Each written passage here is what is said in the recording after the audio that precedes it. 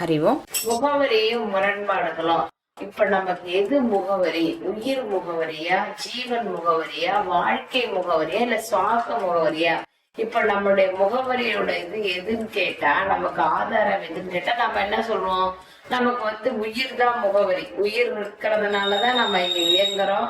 அதனாலதான் ஜீவன்றது இயங்க முடியுது. அதனாலதான் வாழ்க்கைன்ற ஒண்ணு அனுபவங்களை அடைகிறோம். அனுபவங்களை அடைகிறதுக்காக நமக்கு சுவாசம்ன்றது பெறப்பட்டிருக்கு. இது முகவரி. நம்ம முகவரியோட அடையாளங்கள். இதெல்லாம் முகவரி தான் ஆதாரம். அந்த மாதிரி பாத்தீங்கன்னா இப்ப முரண்பாடுன்றது எங்க வருதுன்னா, வாழ்க்கையில முரண்பாடு வருதுன்னு நம்ம நினைக்கிறோம். வாழ்க்கையில நிகழ்வுகளால நமக்கு முரண்பாடு வருது. நிகழ்வுகள் முன்ன பின்ன இருக்கு, ஏற்ற இறக்கங்களோட இருக்கு, நிகழ்வுகள்னு சொல்றோம். ஆனா எது முரண்பாடா முதல்ல நம்ம கொடுக்கறதுன்னா, உயிர்ன்றது எப்போ நமக்கு முகவரியா ஆச்சோ அப்பயே இயற்கைன்ற ஒன்னோட நம்ம ஒத்திசைவா இருந்தோம்னா இந்த முரண்பாடு ஏற்படாது. ஆக முரண்பாடுன்றது நமக்கு எங்க தொடங்குறது? எப்படி நம்முடைய இருப்புக்கு ஆதாரம் உயிரோ அந்த மாதிரி முரண்பாடுக்கு முதல்ல எங்க மாறுபடுறோம்னா இயற்கையில மாறுபடுறோம். இயற்கையில மாறுபடுறதுனால நமக்கு நிகழ்வுகள் மாறுறது. நிகழ்வுகள் மாறுறதுனால நமக்கு முரண்பாடு. இப்ப என்ன ஆறுது? நமக்குள்ள பஞ்ச பூதங்களும் முரண்பாடா மாறிட்டுருது. பஞ்ச பூதங்கள் முரண்பாடா ஆனவுடனே நம்மளை இயக்கக்கூடிய பஞ்ச வாயுக்கள்லயும் முரண்பாடுகள் வருது. இந்த பஞ்ச வாயுக்கள்லயும் முரண்பாடுகள் வரும் பொழுது சுவாசம்ன்றது சீரான இயக்கமா இல்லாம, அதாவது சரியான அளவு தன்மாத்திரையோடு இயங்காம அதுல மாற்றங்கள் உருவாருது. இந்த மாதிரி முரண்பாடுகள் இது இருக்கிறதுனால நமக்கு இங்க இருக்கிறது ஒண்ணுமே புரியல. நம்ம இங்க குழம்புற நிலையில இருக்கிறோம். ஆக நம்ம இந்த முகவரியும் முரண்பாடுகளும் நம்ம சீர் பண்ணிக்கணும்னா முதல்ல நம்ம இயற்கையோட இணக்கமா இருக்கணும்.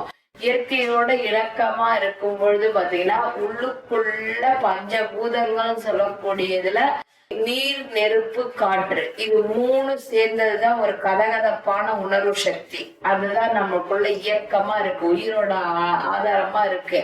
அது கூட நம்மளுடைய முரண்பாடு இல்லாம அது கூட ஒத்திசைவா ஆயிடுவோம். அந்த பிரபஞ்ச சக்தி அந்த உணர்வோட நம்ம ஒத்திசைவா ஆகும் பொழுது நமக்கு பஞ்ச வாயுக்களும் நமக்குள்ள சீரா இயங்கும். நம்முடைய சுவாசத்தின் அளவு தன்மாத்திரையோட முழு சீரான அளவு இருக்கும் பொழுது வாழ்க்கையில ஏற்படுற அனுபவங்கள்லாம் நமக்கு நிறைவை கொடுக்கும். இதுதான் நமக்கு இங்க மாற்றி காண்பிக்கிறது. எதுன்னு கேட்டா, வாழ்க்கையில ஏற்படக்கூடிய நிகழ்வுகள் வழியா, அனுபவங்கள் வழியா நம்ம தேட ஆரம்பிக்கிறோம். அப்படி இல்ல, நம்ம இயற்கையோட முதல்ல ஒத்திசைவு. உயிர் எப்படி நமக்கு ஆதாரமோ அந்த மாதிரி இயற்கையும் நமக்கு ஆதாரம். நம்ம உயிரோட இருக்கிறோம்னா இயற்கையில இருக்கிறோன்றதுனாலதான் நமக்கு இருப்புன்றது தெரியுது. அப்ப நம்ம எதை நம்ம சீர் பண்ணிக்கிறோம் அப்படின்னா இயற்கையோட ஒத்திசைவை வச்சுக்கணும். இயற்கையோட ஒத்திசைவை வைக்கும் பொழுது அது நமக்கு புரிதலை கொடுக்கும். இதுதான் நமக்குள்ள செயல்பாட்டுக்குள்ள இருக்கு அப்படின்னு அறிவோம்.